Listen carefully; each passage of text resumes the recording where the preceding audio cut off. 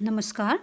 आज म वेस्ट बेङ्गल माध्यमिक बोर्डको क्लास 10 को किताबमा रहेको नदीहरूको क्षय कार्यद्वारा निर्मित भूमिरूपहरू landforms produced by erosional work of rivers देखाउन गइरहेको छु। नदीले आफ्नो उद्गम स्थानदेखि मुहानसम्म फ्रम सोर्स टु माउथ जम्मा 3वटा अवस्थाहरू पार गर्दछ। There are 3 courses of an idle river. Number 1, upper course or youthful stage. यसलाई हामी प्रथम अवस्था अथवा पार्वतीय अवस्था पनि भन्ने गर्दछौँ। यस बेला नदीहरू पहाडी क्षेत्रमा बहन्छ किनभने नदीको सुरुवात नै पहाड पर्वत डाँडाकाँडाबाट भएको हुँदछ, जसलाई हामी नदीहरूको उद्गम स्थान अथवा सोर्स भनेर भन्दछौँ। उद्गम अथवा सोर्स भनेको के हो त भन्दा उद्गम अथवा सोर्स भनेको जुन स्थानबाट नदीहरूको उत्पत्ति हुँदछ अथवा नदीहरू स्टार्ट हुँदैछ। भारतवर्षको एक आदर्श नदीको रूपमा मानिलिने आइडल रिभर जुन चाहिँ छ गङ्गा नदी, यसको उद्गम कहाँबाट सुरु भएको भन्दा गङ्गोत्री हिमवाह गङ्गोत्री ग्लेसियरको गोमुख नामक केभबाट भएको हो। आफ्नो उद्गम स्थान वा सोर्सको छेउछाउ नदीहरू प्राय नै सानो पानीको मात्रा कम्ती भएको अवस्थामा देख्न सक्छौँ। नदीको दोस्रो अवस्थालाई अथवा समभूमि अवस्थालाई हामी मिडल कोर्स वा मच्योर स्टेज भनेर भन्छौँ। यस बेला नदीहरू पहाडी इलाका डाँडाकाँडाबाट तल झरेर समभूमि अञ्चलतिर बहन सुरु गर्दछ। नदीको तेस्रो अवस्थालाई हामी डेल्टा अवस्था अथवा अन्तिम अवस्था पनि भन्छौँ। इङ्ग्लिसमा यसलाई हामी लोवर कोर्स अथवा ओल्ड स्टेज भनेर पनि भन्दछौँ र यस्तो अवस्थामा नदी धेरै फराकिलो हुन्छ, गति धीमा हुँदछ अनि चाँडै नै सागर महासागर सी ओसनतिर मिसिने अथवा मर्ज हुने अवस्थामा हुनेछ। यसरी उद्गमदेखि मुहानसम्म सोर्स टु माउथ नदीहरूले 3 अवस्था पार गर्ने क्रममा 3 प्रकारको कार्यहरू पनि गर्ने गर्दछ। A river performs 3 types of work.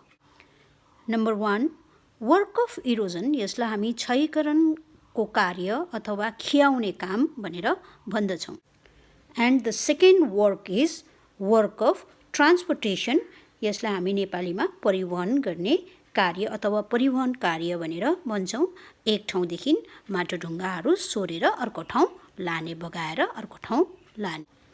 And the last one is work of deposition. यसलाई हामी सञ्चयन गर्ने कार्य, सञ्चयन कार्य भनेर भन्छौँ अथवा थुपार्ने कार्य। युजली हाम्रो भ्रम या मिसकन्सेप्सन भनौँ के छ भने अप्पर कोर्स अथवा प्रथम अवस्था, नदीको प्रथम अवस्थामा नदीले क्षयीकरण कार्य इरोजनको काम मात्र गर्छ भनेर सोच्ने गर्छौँ, तर त्यस्तो होइन। रिभरले प्रथम अवस्थामा क्षयीकरण सँगसँगै परिवहन अर्थात् इरोजन सँगसँगै ट्रान्सपोर्टेसनको काम पनि गर्दछ। यति हो। पार्वतीय इलाकामा चाहिँ नदीको बहाउ एकदमै तीव्र हाई स्पिड हुने भएको कारणले गर्दाखेरि त्यहाँ चाहिँ हामीले इरोजनल वर्क अथवा क्षयीकरणको कार्य चाहिँ सबभन्दा धेरै अथवा प्रष्टसँग देख्न सक्छौँ।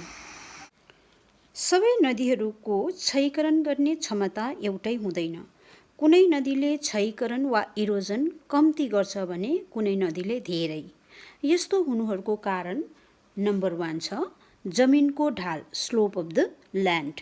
नदी बहने ढाल स्लोप एकदमै स्टिप छ भने नदीले धेरै क्षयीकरण गर्छ, तर यस्तो स्लोप एकदमै जेन्टल अथवा कम भिरालो भए नदीले कम इरोड गर्दछ। दोस्रो कारण छ नदी तल अथवा रिभर बेड।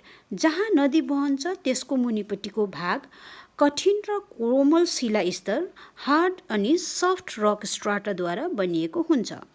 अब सफ्ट रक भएको नदीको तल छिटो र धेरै खिइन्छ, तर हार्ड रकले बनिएको रिभर बेडलाई नदीले कम खियाउँछ वा कम इरोड गर्दछ। नम्बर 3 मा कारण छ नदीमा पानीको मात्रा, volume of water in a river. सबै नदीहरूले एक समानको पानी वहन गरेको हुँदैन। कुनै नदीमा धेरै पानी हुन्छ भने कुनै नदीले कम्ती पानी बोकेको हुन्छ र कम्ती पानी भएको नदीले कम इरोड गर्छ भने धेरै पानी भएको नदीको फोर्स धेरै हुने गर्दछ र यसले धेरै क्षय गर्ने गर्दछ। यसरी नदीले विशेष गरी पार्वतीय इलाकाहरूतिर क्षयीकरण गर्दै अथवा इरोड गर्दै बहँदाखेरि विभिन्न भूमिरूपहरूको सृष्टि गर्छ। त्यो भूमिरूपहरू म अब 1 by 1 बताउने छु। यसरी क्षयीकरणद्वारा निर्मित भूमिरूपहरूको कुरा गर्दा सबभन्दा पहिले हामी भी आकारको उपत्यका अथवा भी सेप्ड भ्याली भनेर भन्छौँ। अप्पर कोर्समा अथवा पार्वतीय अवस्थामा नदीको गति एकदमै तीव्र हुन्छ र नदी तल खिएर साँगुरो हुँदै जान्छ र खिन्दा त्यो नदी उपत्यका जुन चाहिँ छ जसलाई हामी भ्याली भनेर भन्छौँ त्यो एकदमै साँगुरो बनिन्छ, जसलाई अङ्ग्रेजी अक्षर आई आकारको उपत्यका भनेर पनि हामी भन्छौँ। यही साँगुरो उपत्यकाहरू अझै इरोड हुँदै गएर खिन्दै गएर कालान्तरमा अङ्ग्रेजी अक्षर भी आकारको रूप लिन्छ, जसलाई हामी भी सेप्ड भ्याली अथवा भी आकारको उपत्यका भनेर भन्दछौँ। नम्बर 2 गर्ज, यसलाई हामी नेपालीमा गिरीखात भनेर भन्छौँ। धेरै पानी परिरहने पार्वतीय क्षेत्रका नदीहरूमा पानीको मात्रा धेरै हुने गर्दछ र यसरी धेरै पानीको मात्रा बोकेको नदी तीव्र रूपले हाई स्पिडले बहँदाखेरि एकदमै गहिरो दुईपट्टि तीव्र ढाल भएको उपत्यकाहरू स्टिप साइडेड डिप गर्जको गठन हुँदछ, जसलाई हामी गर्ज भन्छौँ अनि यसलाई नेपालीमा हामी गिरीखात भनेर भन्दछौँ। रिभर इरोजनको फलस्वरूप गठन भएको तेस्रो ल्यान्डफर्म हो क्यान्यन।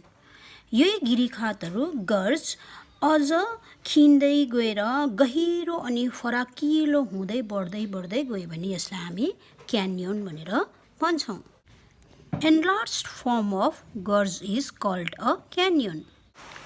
पहाडी इलाकातिर बग्ने नदीको तल रिभर बेड एकदमै अनइभन अन्डुलेटिङ हुन्छ है, यसलाई हामी अनियमित पनि भनेर भन्छौँ, साथै भिरालो पनि हुन्छ र यस्तो अनियमित भिरालो तलमाथि भएको नदीपथ भएर बहँदा नदीले कुनै बेला यस्तो अनइभन तलको चेपतिर चाहिँ पसेर चाहिँ भुमरी पनि बनाएको हामी देख्छौँ र सानसानो खोलानालातिर हामीले गयौँ भने स्पिड बग्दै गरेको नदीले बिचबिचमा भुमरी बनाउँदै घुमेको पनि हामीले देखेको छौँ। अब यस्तो भुमरीतिर चाहिँ नदीको पानी सँगसँगै नदीले जति पनि माटो ढुङ्गाहरू बगाएर ल्याएको हुन्छ त्यो पनि भुमरीमा पस्छ। अब त्यसरी त्यो भुमरीमा पानी सँगसँगै माटो ढुङ्गाहरू पनि पस्दाखेरि त्यसले घुम्दै त्यहाँनिर खाल्टाहरू बनाउन जान्छ, जसको फलस्वरूप हामीले नदी तल रिभर बेडमा सानो ठुलो थुप्रै खाल्टाहरू देख्न सक्छौँ, जसलाई जल गर्तेका अथवा इङ्ग्लिसमा पटहोल्स भनेर भनिन्छ। फिफ्थ ल्यान्डफर्म छ इन्टरलकिङ स्पर। यसलाई नेपालीमा हामी बाटिएको डाँडा वा जोडिएको डाँडा भन्ने गर्छौँ। पहाडी इलाकामा नदी बहँदा बीचबीचमा ठुल्ठुलो चट्टान या पहाडी ढाल डाँडाहरू पर्न गए नदीले त्यो डाँडा काँडालाई नागेर जान सक्दैन। त्यसकारण त्यस डाँडा काँडालाई छोडेर अलिक घुमेर जहाँबाट बहने ढाल भेट्छ त्यतैतिरबाट बहन थाल्छ र टाढोबाट हेर्दा ती डाँडा पहाडहरू एक अर्कासँग जोडिएको अथवा एक पछि अर्को खापैखाप गरेर बसेको जस्तो देखिन्छ, जसको फेदमा नदी उपत्यका हुँदछ अथवा नदी बहने गर्दछ। यस्तो भूमिरूपलाई हामी इन्टरलकिङ स्पर अथवा बाटिएको डाँडा भनेर भन्दछौँ। अर्को ल्यान्डफर्म छ वाटरफल। यसलाई हामी जलप्रपात पनि भनेर भन्छौँ र साधारण बोलिने भाषामा छाँगो वा झरना भनेर भन्छौँ। पृथ्वीको पृष्ठमा भएको चट्टानहरू रकहरू एकै किसिमको हुँदैन। कुनै रकहरू सजिलैसँग खिइन्छ, कुनै रकहरू सजिलै खिइँदैन, एकदमै कडा हुन्छ र सजिलै खिइनेलाई हामी सफ्ट रक भनेर भन्छौँ र कडा रकहरूलाई हामी हार्ड रक भनेर भन्छौँ। र पार्वतीय क्षेत्रतिर जहाँनिर सफ्ट रक र हार्ड रकले बनिएको स्थानहरू छ, त्यहाँनिर सफ्ट रक चाहिँ छिटै खिन्दै गएर पछि नै चाहिँ सफ्ट रक भएको जग्गामा चाहिँ एउटा स्टिप स्लोप, एकदमै तीव्र ढालको सृष्टि हुन्छ। यस्तो तीव्र ढाल स्टिप स्लोप चाहिँ भूदोष फल्ट भनेर भन्छौँ हामी। भूदोषको कारणले गर्दा पनि सृष्टि हुन्छ। अर्को चाहिँ मालभूमि अञ्चलतिर पनि हामीले यस्तो तीव्र ढालहरू, स्टिप स्लोपहरू देख्न सक्छौँ। र पार्वतीय अवस्थामा नदी बहँदाखेरि कुनै क्षेत्रमा यस्तो स्टिप स्लोप भेट्यो भने चाहिँ नदीको पानी चाहिँ अचानक तल झर्छ है, जसलाई हामी जलप्रपात अथवा छाँगो भनेर भन्छौँ। अर्को ल्यान्डफर्म छ प्लन्ज पोल, जसलाई हामी प्रपात तलाउ भनेर भन्छौँ। अब वाटरफल अथवा छाँगो माथिबाट अचानक तल झर्दाखेरि, नदीको पानी अग्लो स्थानबाट तलतिर झर्दाखेरि चाहिँ के हुन्छ भनेर भन्दा, नदीको पानीको फोर्सले त्यो वाटरफलको फेदमा, यो छाँगोको फेदमा जहाँनिर पानी झर्छ त्यहाँ गहिरो खाल्टाको सृष्टि हुन्छ अथवा गहिरो खाल्टा बनिन्छ। यस्तो गहिरो खाल्टाहरूलाई चाहिँ हामी प्लन्ज पुल भनेर भन्छौँ अथवा प्रपात तलाउ भनेर भन्छौँ, जुन चाहिँ हाम्रो वाटरफलले बनाएको हुन्छ र वाटरफलको फेदमा हुने गर्दछ। र नेक्स्ट ल्यान्डफर्म छ ऱ्यापिड्स, जसलाई हामी नेपालीमा छिप्रिका भनेर भन्छौँ। अघि कुरा गऱ्यौँ नदीतल अथवा रिभर बेडमा एकै किसिमको चट्टान अथवा ढुङ्गाहरू हुँदैन, कतै हार्ड रक पाउँछौँ भने कतै हामी सफ्ट रक पाउँछौँ र सफ्ट रक छिटै खिइन्छ, हार्ड रक खिइन टाइम लिन्छ। यसरी कुनै ठाउँ कम र कुनै ठाउँ बेसी खिएर बनिएको रिभर बेडमाथि बहँदै गरेको नदीको पानी घरि जम्प गर्दै अथवा माथि उड्दै छल्किँदै फेरि तल झर्दै, माथि उड्दै छल्किँदै फेरि तल झर्दै गर्दै बहेको हामी देख्छौँ। यसरी सलल नबगेर छल्किँदै बग्ने पानी, नदीको यो पानीलाई हामी ऱ्यापिड्स भनेर भन्छौँ। यस्तो धेरै ऱ्यापिड्सहरू भएको पहाडी नद नदीहरूमा हामी रिभर ऱ्याफ्टिङ गरेको पनि देख्छौँ। रिभर ऱ्याफ्टिङ, जसलाई हामी एउटा रिक्रिएसनल वाटर एक्टिभिटीको रूपमा लिने गर्दछौँ, र यस्तो रिभर ऱ्याफ्टिङलाई रोमाञ्चक बनाउन धेरै ठुल्ठुलो ऱ्यापिड्सहरू हुने धेरै हाम्रो पहाडी नदीहरू लोकप्रिय छन्। उदाहरणको निम्ति हामीले हाम्रो नजिकैको टिस्टा नदीलाई लिन सक्छौँ। यस्तो छिप्रिकाहरू क्रमबद्ध रूपले एक पछि अर्को लगातार बनिँदै गए यसलाई हामी क्यास्केड भन्दछौँ। Series of rapids which form one after another is called a cascade. कुनै नदीहरूमा यस्ता क्यास्केड्सहरू सिँढी जस्तो एक पछि अर्को हेर्दा सानो सानो होचो वाटरफल जस्तो देखिन्छ, तर यसलाई हामी वाटरफल चाहिँ भन्न सक्दैनौँ, किनभने वाटरफल अग्लो जग्गाबाट पानी सिधा झरेर तल मुनि जमिनमा ठोकिन्छ भने यो क्यास्केड्समा चाहिँ नदीहरू अलिकति झर्दै फेरि बग्दै फेरि अलिकति झर्दै बग्दै गरेको हामी देख्न पाउँछौँ। कुनै वाटरफल भएको ठाउँतिर हामी क्यास्केड्स पनि सँगसँगै देख्न सक्छौँ। यहाँ देखाएको नक्सामा राम्ररी हेरौँ। यस पिक्चरमा हामी वाटरफल पनि देख्दैछौँ र वाटरफल जहाँनिर झर्छ त्यहाँनिर प्लन्ज पोल पनि देख्दैछौँ र प्लन्ज पोलको अगाडिपट्टि हामी क्यास्केड्स पनि देख्न पाउँदैछौँ। वाटरफल्सको कुरा गर्दाखेरि हामीले सानो सानो वाटरफलदेखिको लिएर ठुल्ठुलो वाटरफल्सहरूसम्म देखेको छौँ अथवा देख्न सक्छौँ। यदि यस्तो वाटरफल एकदमै बृहत भए र त्यहाँ पानीको मात्रा एकदमै बेसी छ भने यसलाई हामी क्याटरेक्ट पनि भन्ने गर्छौँ। यसरी हामीले आज landforms produced by the river erosion अथवा नदीको क्षयीकरणद्वारा निर्मित भूमिरूपहरू इलिस्ट्रेसन सहित बुझ्ने चेष्टा गऱ्यौँ। यी भूमिरूपहरू ल्यान्डफर्म्सहरूको उदाहरण भने मैले यहाँ बताएको छुइनँ, कारण त्यो हामीले हाम्रो पाठ्य पुस्तकहरूमा नै पाउँछौँ।